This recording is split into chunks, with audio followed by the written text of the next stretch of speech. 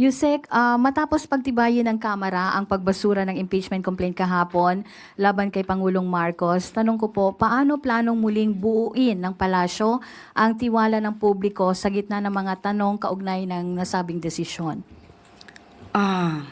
Sino po ba ang nadidismaya? 8 lang po yung alam natin na dismaya dito. So, doon sa mga nadismaya, siguro dapat makita po talaga nila kung ano ba yung nilalaman ng complaint.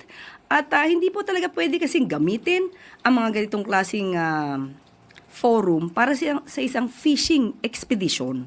Makikita naman po nila hindi lamang po ang 284 na members ng House of Representatives ang nagbasura ng impeachment complaints na isinampa laban kay Pangulong Marcos Jr., kundi yung ibang mga eksperto pa, mga legal experts, constitutionalists na nagsasabing walang basihan ang isinampang impeachment complaints laban sa ating Pangulo. Masasabi niyang Pangulo or ang Malacanang po sa mga nakaramdam nga ulit ng pagkadismaya sa resulta? Dagdagan na. Thank you. Sorry na lang po kasi lumabas po ang katotohanan. Thank you, ma'am.